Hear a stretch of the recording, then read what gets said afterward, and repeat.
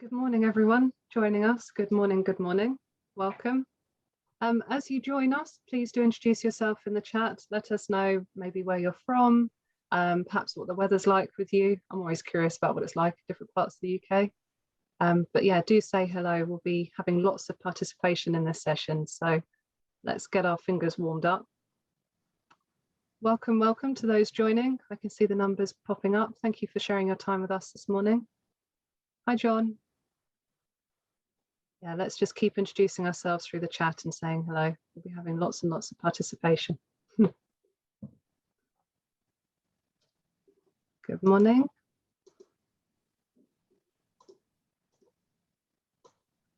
Fabulous. Hi, Sue. Good morning. Well, I'm going to kick off because let's stick to time, and I know all of us are very busy. So thank you again for sharing time with us this morning. I'm Beth Sampson. I'm the People Lead at Investors in People, and I'll be your host for the next hour. And we're here today to talk about the elephant in the room, the accidental manager problem. I guess it's a common saying that people leave managers, not jobs. And I'm sure most of us will have experienced an accidental manager or two within our careers so far too. We'll be discussing why this is still a problem and maybe some practical takeaways for how we can start tackling it. I'm very lucky to be joined today by Paul Devoy, who's the CEO at Investors in People. Hi, everyone. And Dr. Chris Golby, who's the director at Lumien. Morning, everyone. Hi, Chris. So as I said, we'll be doing lots and lots of interaction today. So please do get warmed up, introduce yourselves in the chat. We will have lots of different topics that we'll be discussing. And also we'll be hoping to hear from you as we answer the questions through the webinar too. So please do take part. Without further ado, I'm going to dive straight in with assessing the scope of the accidental manager problem. So you should see a poll question pop up shortly asking if you're dealing with accidental managers currently in your business. This is a safe space, we can be honest here. Excellent. Yeah, just seeing those numbers tick up now. Okay, 72% of you have voted. Let's see if we get that a little bit higher.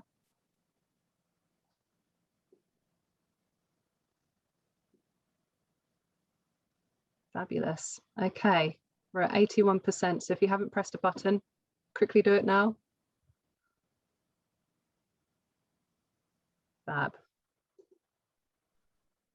Okay, so I'm going to share the results, but maybe before I do you want to guess what the percentage is? How many of you are dealing with accidental managers in your business?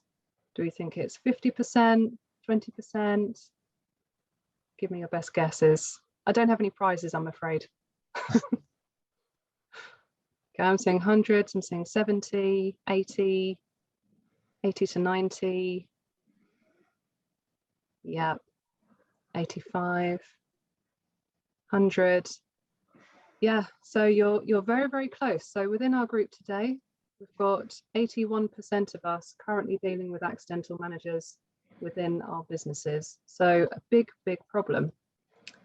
And I know, Chris, you have some slides that you've prepared earlier, which will help us examine this even further. What's the scope of the problem that we're talking about today? Over to you, Chris. Absolutely, thanks for that. Thank you. I'm going to start by sharing my screen. Does that come up okay? Can everyone see that? Brilliant. Okay, so hi everyone. I just wanted to start by introducing myself. So my name's Chris. I'm one of the co-founders at Lumien. I come from a background with a BSc in computer science, a PhD in digital healthcare from Warwick University. I was also a research fellow there for a while, where I did plenty of projects with the NHS, a lot originally in occupational therapy and in physiotherapy as well, but often moved more and more into mental health projects. Around 2012, 2013, I left the university to begin our original company, which was Everlist. And we spent about 5 years working with leading universities and NHS trusts around various mental health projects. Probably flagship project we did was with King's College London and South London and Maudsley NHS Trust. And we appeared on the one show for work we did around psychosis. And as I say, over the years, we did more and more projects within the mental health arena. And around kind of 2018, we began developing out Lumien, which is our own product. Now, this isn't meant to be a product pitch, but I just need to give a little bit of background in order to understand where we've got our data from for this presentation. So Lumien itself helps organizations understand the data behind the well-being in their organization. So we have an employee-facing part to the tool and an employer company-facing part to the tool. The employees are able to get scores in over 85 areas of their well-being, understand what's going on with them, and receive personal recommendations about what they can do. They can be driven by the platform or also driven by the company as well. The company as well also gets a data report, very similar to what's shown on the screen here, where they can receive a well-being score, what they're losing in productivity, and where they're losing that productivity, and what's going on with the well-being in their company, understanding all the different areas. And that's really important because that's the bit I'm going to dig into today, the different areas of well-being within the companies. Now, I wanted to start by just going through the general journey we see companies go on so you can understand where we get this data and what it is companies are looking to understand. So we tend to notice companies begin to tackle mental health and well-being because they want to look after their people. In general, companies want to do that. They want to improve their culture, and also they want to look after the productivity of their staff as well. And so companies turn to mental health and well-being as a way of achieving that. So the first thing they do is they look around often for tools out there. What can be done to really help with the mental health and well-being of my staff? And the first thing we tend to notice they come across is mental health first aid and employee assistance programs, EAP programs. Mental health first aid, very much like physical first aid, allows an individual first aider to be placed in an organization, and when someone's in crisis or experiencing problems, they can present to the first aider. An employee assistance program, very similar.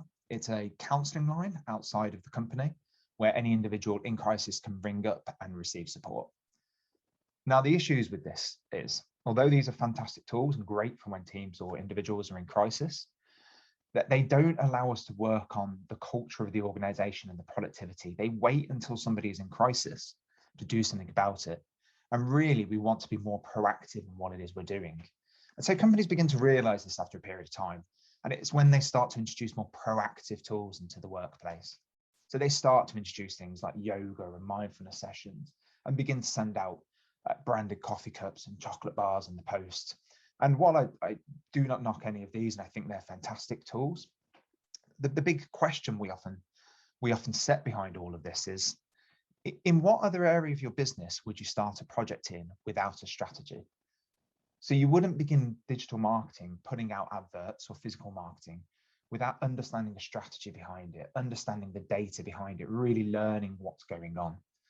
Now, why is it, with people being such a massive part of our organization, do we not understand that? If people are the most important bit, do we not tackle mental health and well-being of our employees and look to work with them by using a strategy, by using a data-driven tool, understanding what our employees need and not just what we think other companies may have done? And so this is what we tend to notice. And within our system, companies are obviously able to look at this and be able to understand the data behind their employees. And I've got a screen here I've taken out of our platform, which companies tend to enjoy because they can see a snapshot of their organization and begin to really understand this data and what's going on. So they can pick and choose what's really needed within their workforce. And interestingly, very much when we started this, we had the idea that companies would be able to see a range of well-being areas across their workforce, be able to pinpoint specifically what was a difficult area across their workforce.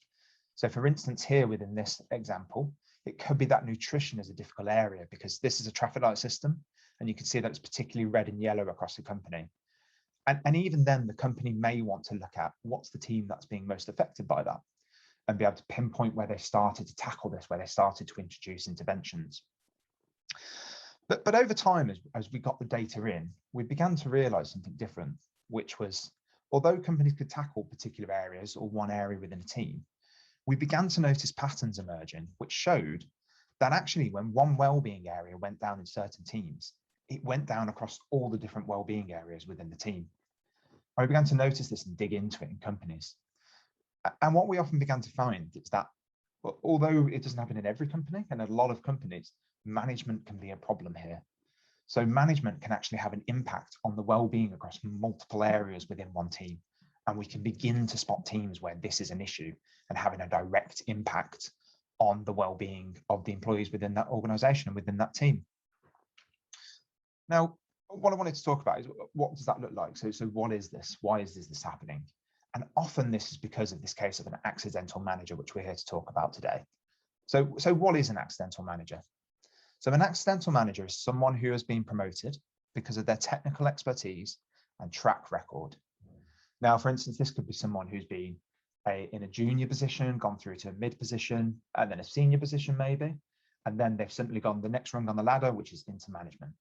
So they often understand the tasks the individuals need to do in junior, mid, senior, because they've done them before, but they've never actually managed those people. And so interestingly, 68% of managers categorize themselves as accidental managers within the UK. 50% of employees in the UK say a bad manager is why they leave a job. There's often the idea that you leave a job because of a manager, not because of the company. And 71% of employers in the UK say they don't train their first-time managers. So this is obviously a really prominent problem. And why is it a problem? Well, the Chartered Management Institute say that the most dangerous leadership myth is that leaders are born. This is a real common thing. I'm sure everyone's heard this on films and various TV programs. But leaders are created and not born. You can come through that junior, mid, senior leadership, senior position, but to move into leadership and management, you need leadership and management training. And I've just got an example here of something I took, which says it's about an office manager. So I completely reorganized the office layout without asking any of my team, expecting everyone to listen to me simply because I was the boss or the manager, and assuming I knew better than my staff. So this is the idea that someone's come into a position having been an office manager, all of a sudden they're put in charge of a group of people. And because they've done it before, they feel they can now do it. And they're often still in that what's called a transactional mode, where they're looking at what are the day-to-day items that I need to do when I'm in a junior, mid, or senior position. And often the first thing that someone comes when they go into management is, I will just tell people to do those transactional items. And this is called transactional leadership skills. And what we often miss when we go into that management is the transformational leadership skills. So these are the soft skills that managers need in order to be able to work with their employees and understand what's going on. So what are these transformational leadership skills? And what I've got here is a list of what we'd expect to see under someone who is not trained in those transformational leadership skills. We'd expect to see employees experience a lack of clarity in their role and insecurity, long hours and a poor work-life balance, and feeling as if they have no support because the manager is so focused upon the transactional skills and what they need to do. And I've mapped here, actually, how this affects their well-being. So this will affect stress within the individual. We also tend to notice that people can feel there's bullying and harassment against them. So there can be bullying and harassment claims come out because they're just simply instructed in what to do and not necessarily gone through that transformational piece. And they can feel isolated and experience poor relationships. And we can often associate this with feelings of loneliness and isolation. There can be a lack of job security as well, and a feeling that they're unsure of what their long-term prospects are. And this can be associated with the distraction at work and not being entirely present. And then they can also experience poor goal setting, unsure where to go, misalignment with values, no recognition or reward, and poor career development. And we often then associate these areas in low engagement with the individuals. So we can see these areas cropping up where there are some areas we may not necessarily spot on the left-hand side here, and then some areas of well-being that begin to be affected, how they affect the individuals within the organization. And I've just got some stats here around those specific well-being areas that we've taken from the Lumien platform, some stats behind it that will help us to see the size of the problem. So accidental managers, we know, can cause immediately a 15% loss in productivity. If you take a £30,000 salary, a £31,000 salary, that's almost £5,000 a year for every individual. And imagine a lot of companies have people on over £30,000 salaries, so you can imagine the major effect that's having. People who go through this can experience a 9% direct productivity loss due to stress, a 13% productivity loss due to low engagement, and an 18% productivity loss due to distractions. So some massive productivity losses here that's caused by their mental health and well-being, which is a direct result of being poorly led by a transformational manager. Now, accidental managers as well could be impacting staff's well-being 15.9% of the time. And I've just got a few extra stats here, which is they're impacted by distraction 16% of the time in the week, 15% by stress during the week, 24% by low mood, 13% by loneliness, and 14% by poor engagement. So realistically, what we can begin to see here are the links between poor management as a result of being promoted into that accidental manager position without that management training, without understanding the transformational sides of what needs to go on, understanding how to look after employees, those string of items we had on the left-hand side there, how then those have a direct impact on the well-being and the mental health of the staff, and how that in turn affects the productivity and how those staff present at work on a day-to-day basis. So we can see in all here the huge problem we have in the UK actually as a whole. And that's the end of my slides for now. So I'll hand back over to Beth at this point. I hope that was useful for everyone. Thanks, Chris. I would say that was super useful. I think what it does for me is just shine a really bright light on that kind of chain of events, you know, which lead to those outcomes for individuals like stress, distraction. And I think putting a kind of a figure on it as well with productivity is just so important, isn't it? For all of us when we're communicating these kind of topics to our internal stakeholders. I mean, what's definitely coming through for me is that this is clearly a significant issue. So before we start talking about possibly the solutions that we might find, I thought it'd be interesting to explore, you know, what are the obstacles to tackling this problem? What are you experiencing in your businesses which is making it hard to address this? You know, why do you still have those accidental managers? So if you wanted to pop your answers into the chat, and a bit of a tip for you, just in case maybe you have your manager on this call, you can rename yourself if you want to make it come up so you're anonymous, so your name's not attached to the comments there, or you can put it through the Q&A or just address it to the panelists if you don't want other attendees to see it. But yes, share with us, why do you think this is still such a problem? What are the obstacles? And a question for you there, Chris, that's just come through. Are we able to share the slides afterwards, please? Absolutely. I'll be able to share those out. Thank you. So while you're all tippy-tappy typing, I'll go to Chris and Paul. What do you think? Why do you think it's such a tricky issue to solve? So I'll just jump in here. Hello, everyone, and thanks for joining this webinar.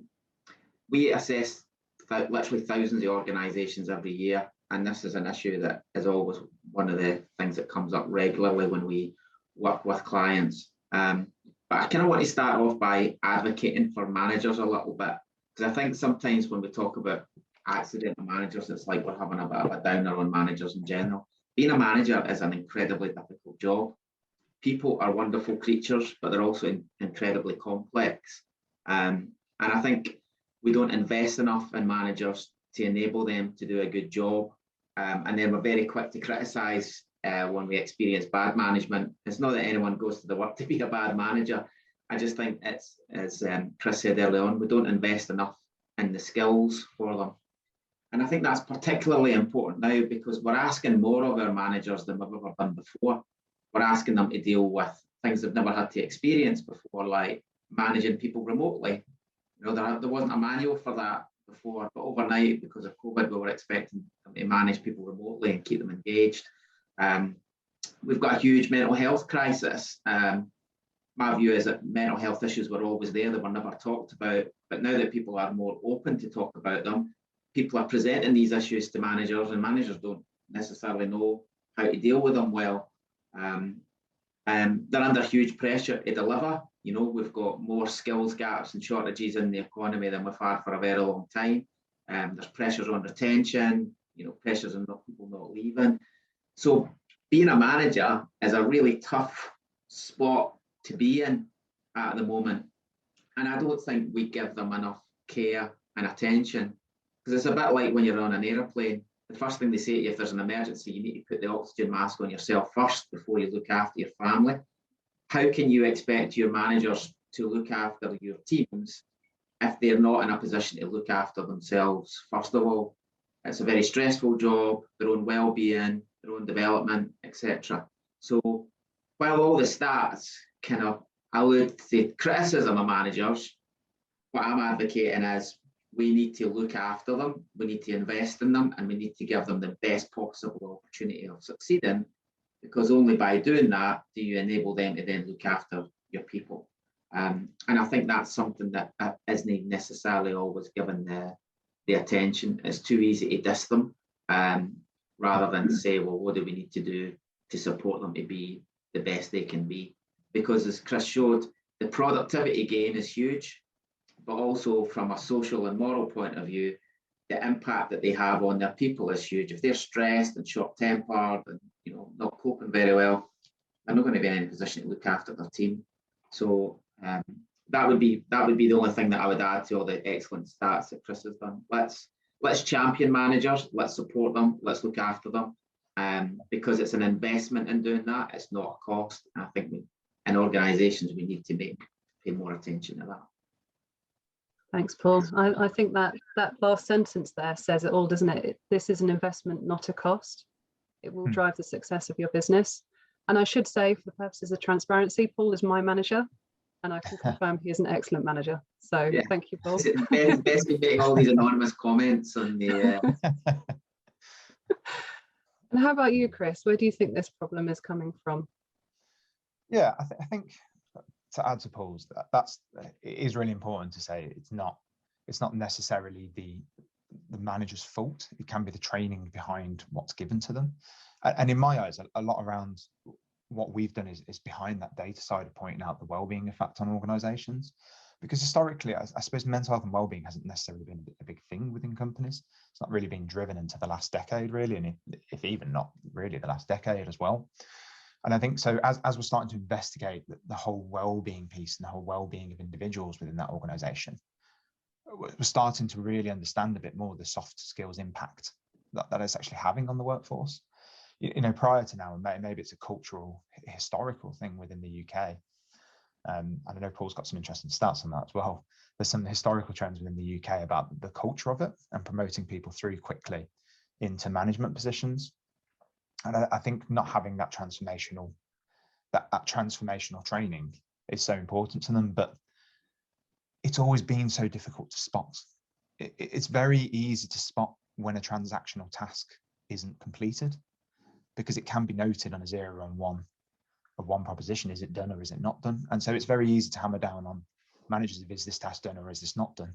And then it can become a case of passing the buck, or the politics come into play, or bits like this. And often there's a theory around the 5 whys, which is whenever you get frustrated in an individual of what's happening, often if you ask 5 whys of why it's happening, it comes back to a process of what's happening in the background. And often we can find that's down to adequate training or down to a process that needs to happen. And I think as companies now kind of wake up more and more to this whole person presenting to work that need to be looked after, then this will come more to the forefront, and we'll realize possibly some of the mistakes we've made historically around managers and supporting those managers in terms of those softer skills. Thanks, Chris. Some great points there. I think, nobody comes to work to do a bad job in my experience. So it's always important to ask those why questions, like you say, why is this happening? And to dig a little bit deeper.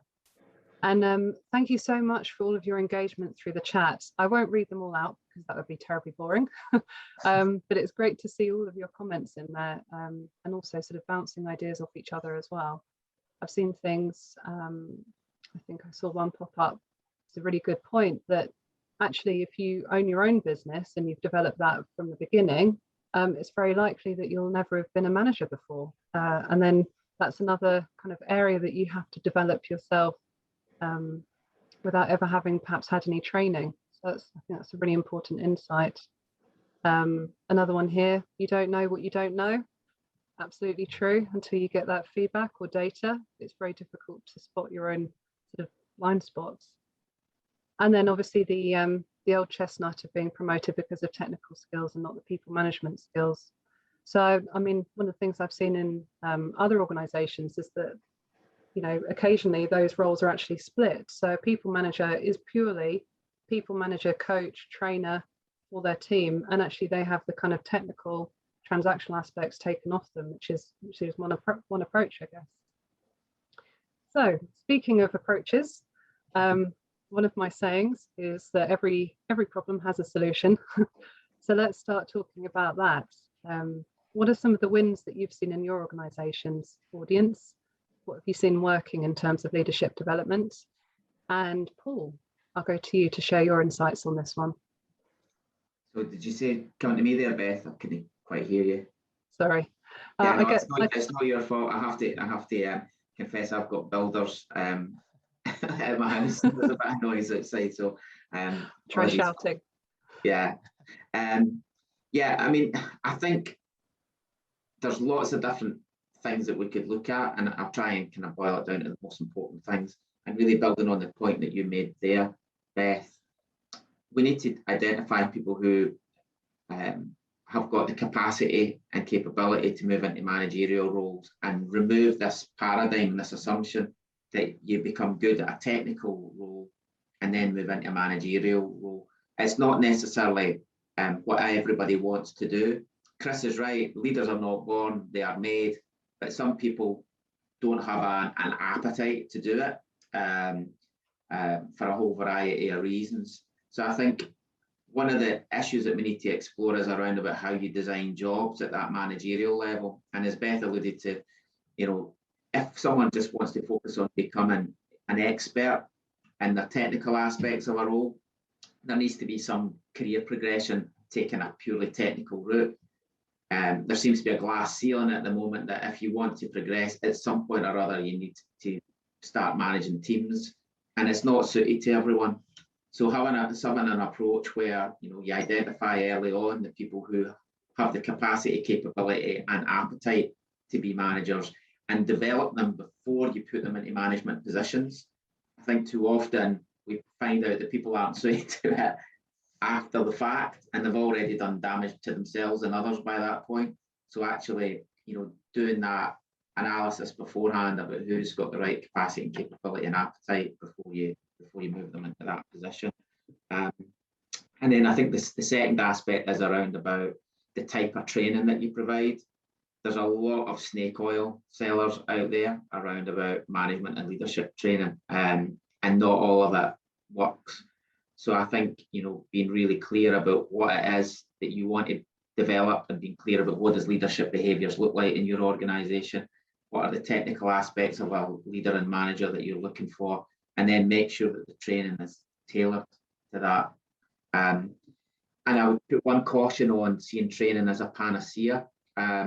Someone described to me once an analogy about it's a bit like if you've got a manager who's in a fishbowl full of dirty water, and then you take, and the dirty water being effectively the culture of the organisation, and then you take that fish out into clean water and train them about what good management looks like. When you put them back in the dirty water, they'll just revert back to the environment that they're in again.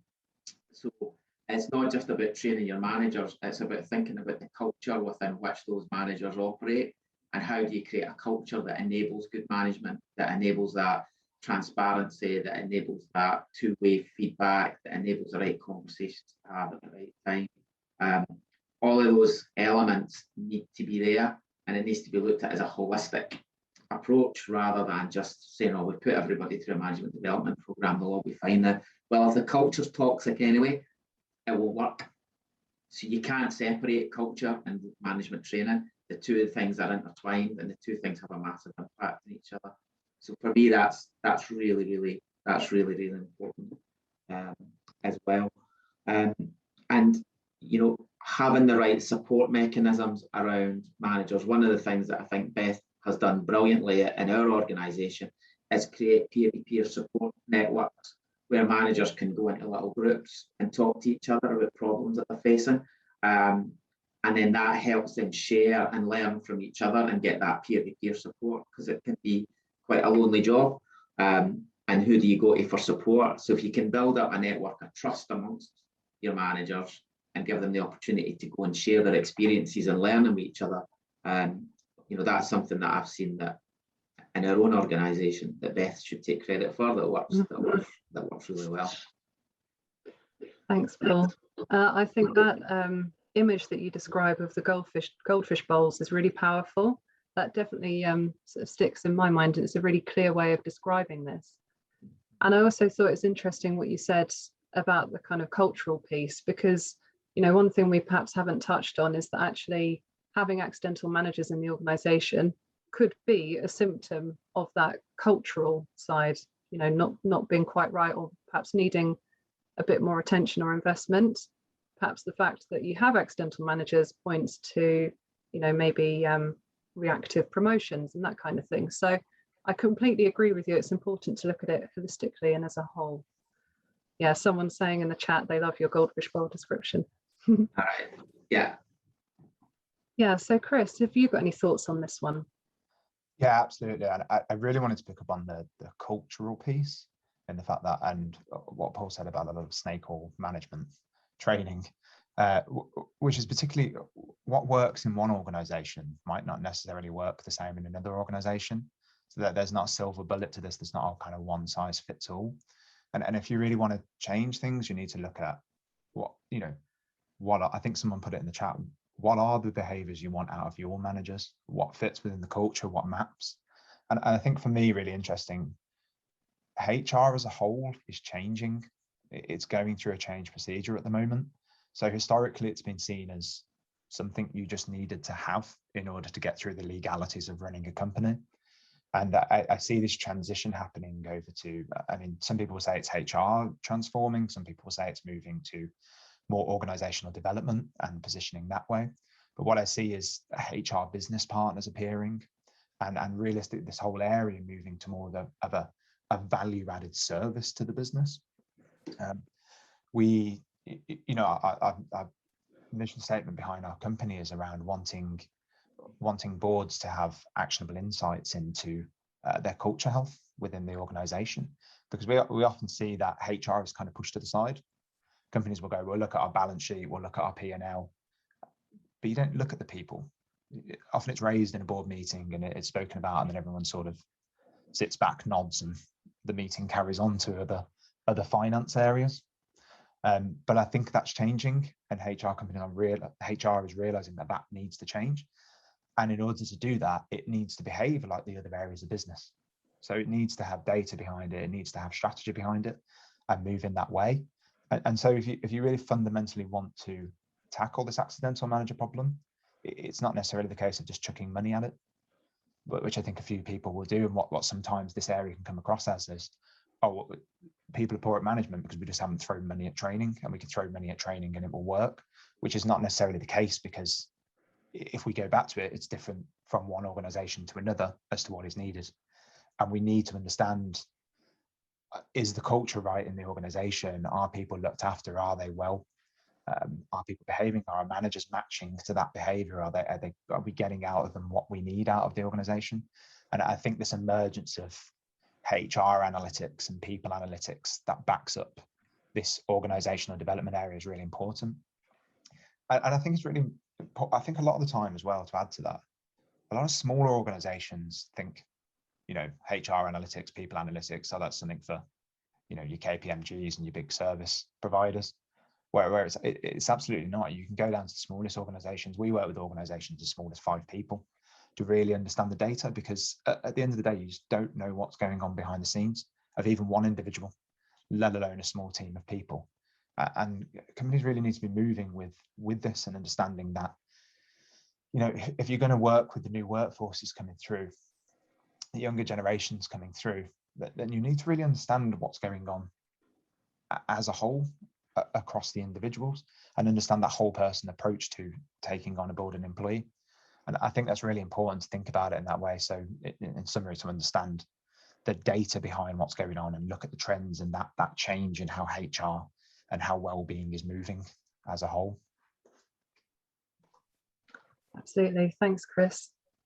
And I just want to go back to the chat and pull out some of the points here. I think one of our first answers coming through about what's worked for you and what great leadership development looks like talks about long-term development and career succession plans.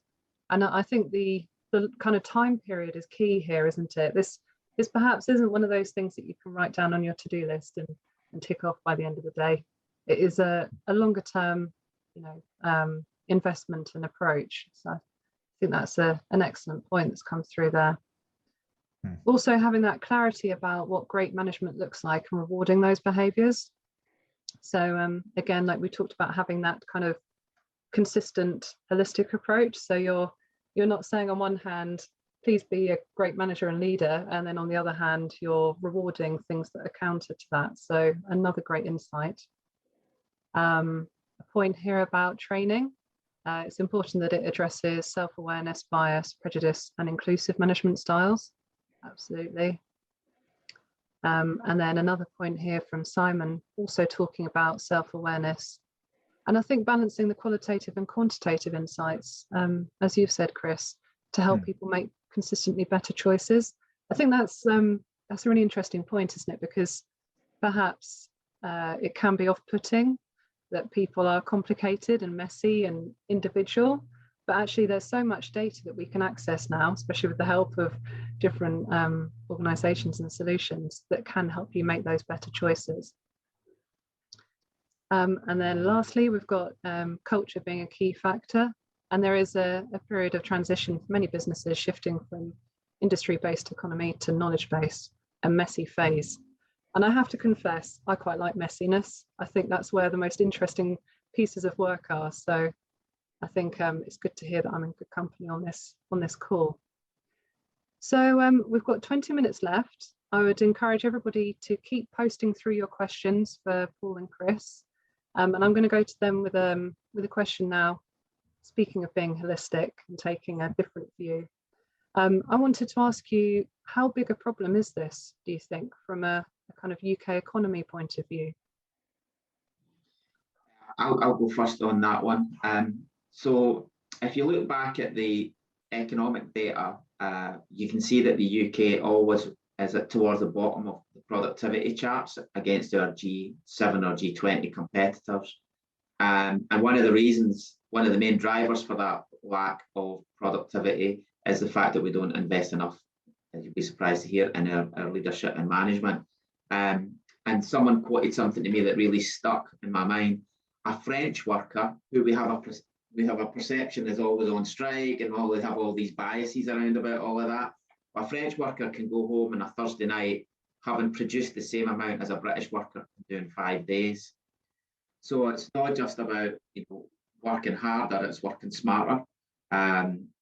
So if we don't address this issue, then we're going to continue to have real problems with our skills gaps and shortages. And I think some of the things that we haven't tackled in the previous 10 years are coming home to roost now. And in the networks that I'm involved in with CEOs and MDs, their number one issue at the moment is staff retention and recruitment. And if you've watched the news recently, you know there's 1 million job vacancies. Part of the problem is we haven't invested enough in our workforce prior to this. And this has been a crisis that's coming. And somebody said to me, businesses fail slowly and then suddenly. And the whole thing with management development and skills has been happening slowly, and now suddenly we're short of truck drivers and we're short of rough casters. It took me 6 months for the guys that are rough casting my house outside to turn up because they just can't get the skills. So, if we're not investing in our people and we're not investing in our managers, it's going to have a direct impact in both the short term and the long term. But now we are paying real short-time prices for not having dealt with it and invested in it earlier. And hopefully this is an inflection point for our economy, that we realise we need to invest in our people and not just take short-term actions to try and address problems, that we take more of a longer-term investment-based approach, because the return will come, but it doesn't necessarily come immediately. But when it does come, it's a significant upside. And I think we really need to make that business case to employers in the round. Absolutely. Thanks, Paul. And Chris? Yeah, so interesting. What I wanted to mention was not just about the current economy and the way it is now, the change that's happening and the change that's going to happen within this. So it's the link to an area about the changing workforce. So there's a stat that 50% of millennials and 75% of Gen Zers have left a job because of poor mental health and well-being. So that's 75%. There's also a stat that 70% of the UK workforce is disengaged from their job and not quite engaged enough with it on a day-to-day basis. So you've got this area here that you've got disengaged people struggling with well-being, and you can't help but attribute that to some of the management that's going on and putting people in the right places, making sure people are engaged, making sure people are looked after. And it's interesting to me because there's always a thing of, well, you know, I know we talk particularly about mental health, well-being, but also management training, that this is something that can be put on the kind of backbench. So it can be pushed away, and you know, this is something we'll handle later when the organization gets a bit bigger, because this is just something we chuck money at. And I know historically when I started up and when we started our business, we were guilty of the same thing, but it's not necessarily something you just need to put money into and train people in. The training is obviously beneficial, but it's something you can start to begin work on and appreciate what's happening in your organization. And particularly, you're going to struggle over time to just recruit more and more. Retention is going to be difficult, as Paul alluded to. And if you haven't got your retention piece right, your actual recruitment is going to be difficult as a whole as well. You need to get that retention piece right to get the recruitment piece right. And I think it's that whole area that the workforce is changing.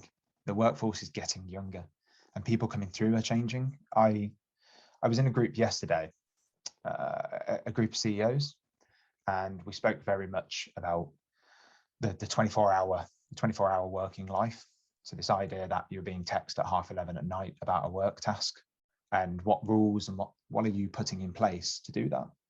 And often there was a comment which was, well, that happens just because we're now in a leadership position. Naturally, our work days have become longer, and this has happened. And so a lot of people in the room were kind of 60 plus. Okay. And I actually turned around to them and challenged it and said, well, when you were 20 and coming through the workforce, did you have access to a mobile phone where your emails were turned on 24 hours a day?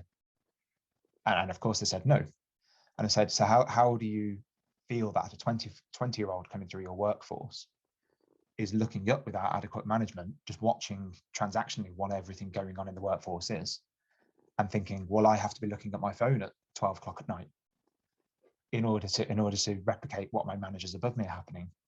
And so not only are the people changing, but the workplace we work in is changing. It's becoming more virtual. It's becoming more 24 hours. This is hybrid mix, as everybody knows. But realistically, this is something companies need to make a change to adapt to now. And it's been sped up by COVID, if anything. So if you're not just looking to put in that work to understand what your culture is, what your values are, look how to match that with your workforce, make sure, you know, are your managers enacting the behavior that can be done? Do you understand what's needed? Do you understand the data behind it? And these are tasks that can be done without massive outlays on big corporate coaching packages and big corporate leadership packages. They're things that can be done and implemented now. And I'd encourage everyone here to start tackling that and looking at that immediately, because your people are your most valuable asset. And so you can be doing things to tackle that now, and it's something that shouldn't be put on the back burner. Yeah, such an important point, Chris. And I can see we've got people agreeing with you in the chat as well. It's interesting, isn't it, how quickly things are moving, and conversations that you would never have expected to happen, 2 years ago are coming up. We've talked about, having meeting-free days, or, how do you define a meeting? Is that a Slack message? Is it an interaction? How do you get that balance of thinking, doing, and interacting? And I think, as you've mentioned, it's come up in the chat too, it's important to make deliberate choices about that and to be explicit and to think about the consequences, because otherwise, as we've got here, they can become culture, and then they lead to problems further down the line if you haven't thought about it carefully at this kind of mobile, I guess, unfrozen, to use a change management phrase, transition period.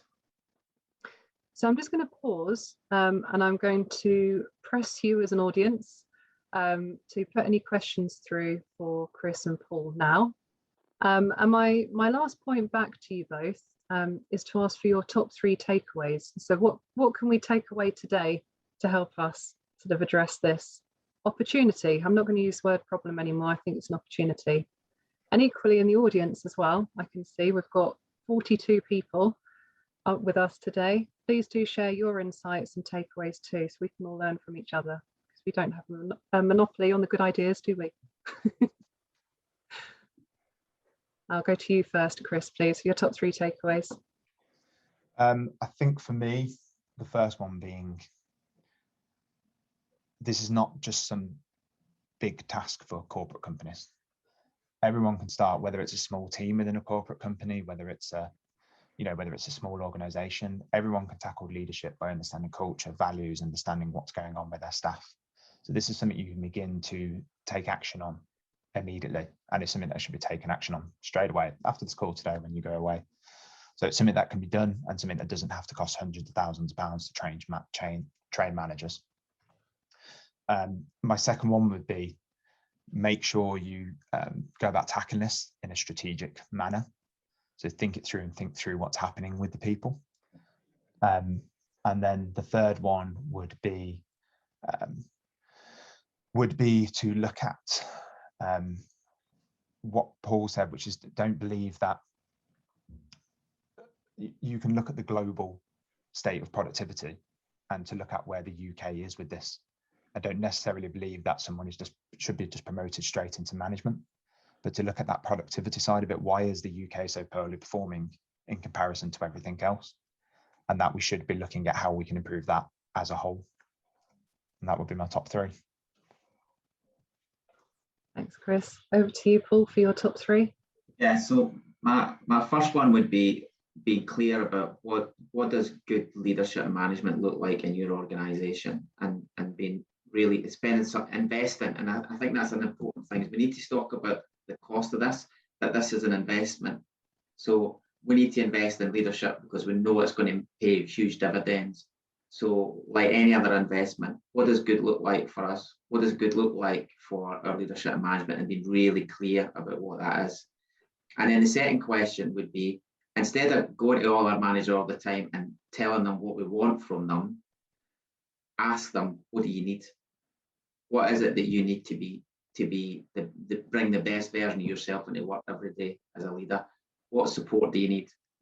And do that in a way where they feel that it's a genuine question, not that it's just a sort of transactional thing, as Chris was talking about earlier. We're genuinely interested to understand, because we know, and can quote all the stats that Chris has put out earlier, we know this is a genuine problem, and we know maybe in the past we haven't paid enough attention to it, but we're going to change now. We recognise we got that wrong.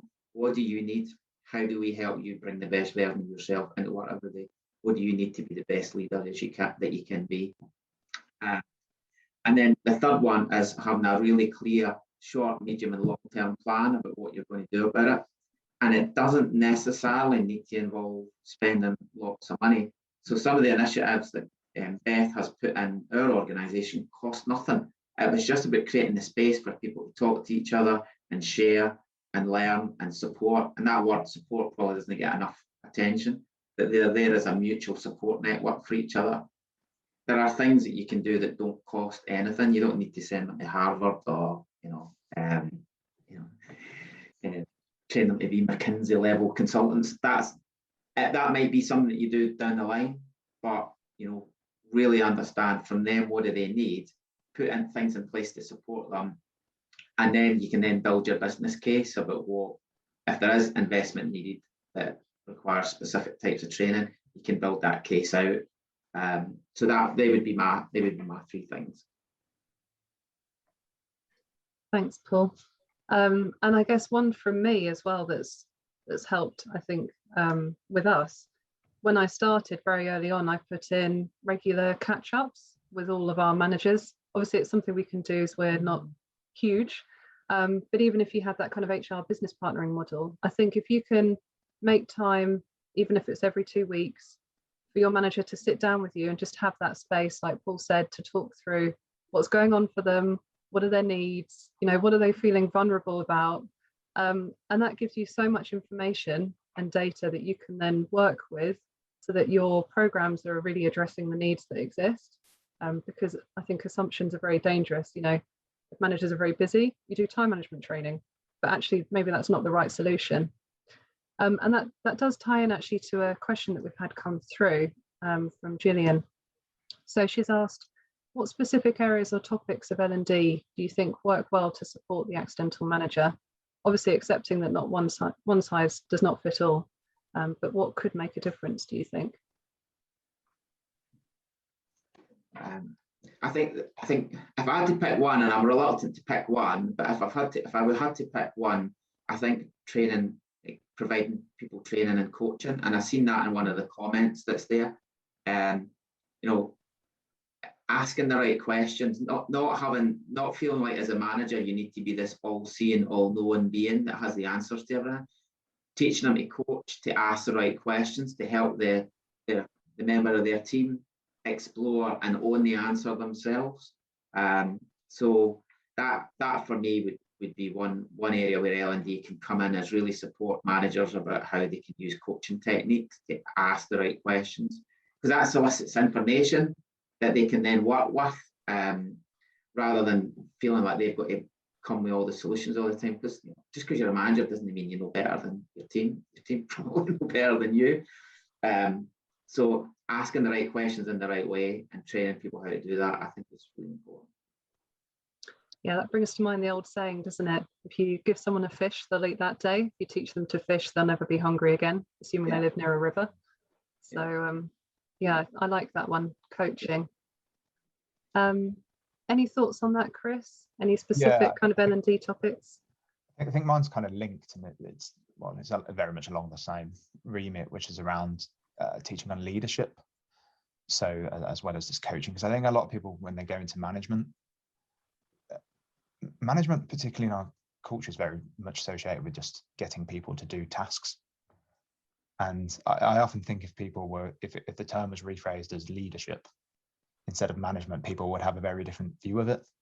So this idea of being a leader within the organization, and you know, as Paul said, being able to show that sense of vulnerability. I think people think as a manager, you need to be able to do everything that the junior, mid and seniors below you can do. And if they have a problem, be able to come to you and you always have the answer, which is absolutely not the case. You need to be a leader, and you need to be able to tackle where to get that information from when you need it, when be able to push for the team to be able to find out that information, when to be able to push for them to teach between them, to be able to show that sense of vulnerability that you don't know that. And those important areas as a leader, you know, it's all about language and how you proceed in that. And I think that for me would be the critical point about training about leadership, and make sure people understand that they're a leader and not just a person that dishes out tasks on a day-to-day basis and follows a protocol. Yeah, great point, Chris. Thank you. So we've actually covered all of our questions that we have prepared for you today. So thank you all so much for being so engaged in the chat as well. I think there's wonderful insights in there. We'll also make sure that we follow this up with slides from Chris, so you've got those to refer to and take away.